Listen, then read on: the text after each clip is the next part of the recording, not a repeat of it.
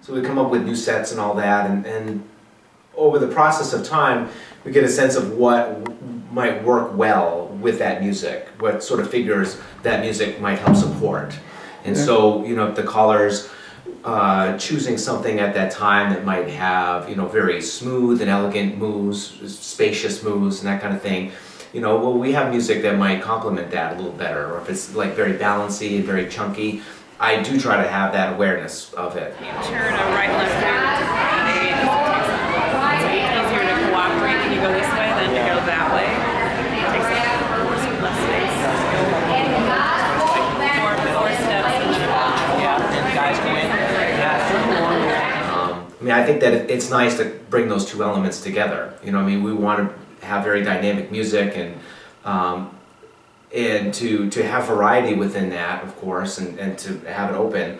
But of course, you know, I think over time, I mean, we've come up with arrangements that we're comfortable with, because there's a lot of things that we're doing at once. You know, managing the equipment and the sound and getting the effects the way that we need to. So a lot of times we're kind of hyper-focused on some of those things, but at least if I know the dance, certain dance figures work well with that music, then I'm not quite so concerned about things possibly falling apart on the floor.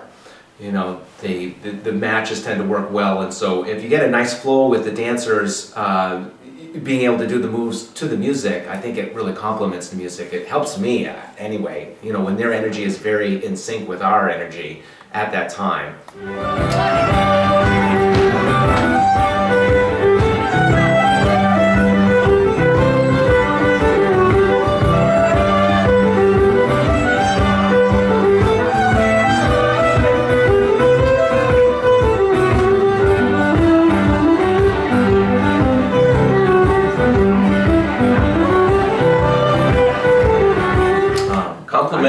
Complementing the dance is extremely important, but then I always reference it to when you're out waltzing with a partner and you're leading your partner.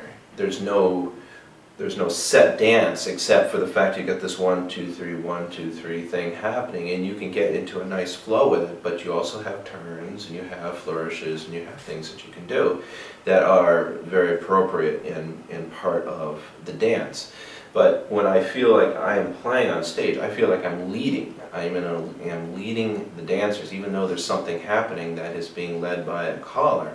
I still feel as a musician that when I play up on the neck and I diverse from what I'm playing, I'm watching what is going on out there, and I'm creating a different type of an environment for people to dance in, and things change, and I feel like I'm leading that. I'm leading that dance that's going out on the floor.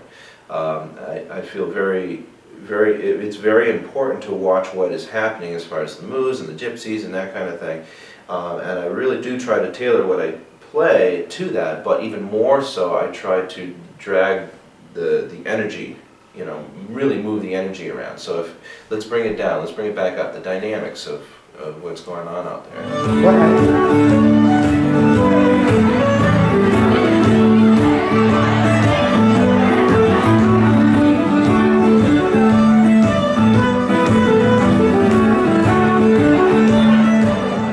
Favorite things to do is to pick out maybe a couple of dancers who are, you know, really getting into what is going on.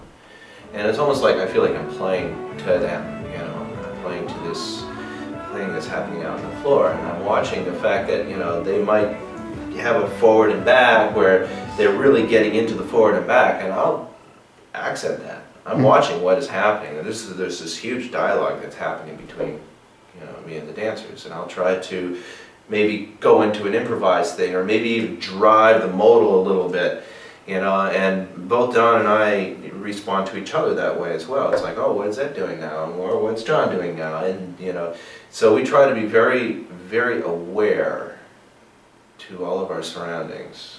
But the real end goal of all of this is we want to feel fluid, we want to feel like we're having a good time, we don't want to feel jerky, we want to feel like, you know, we're really out there, expressing what we need to express.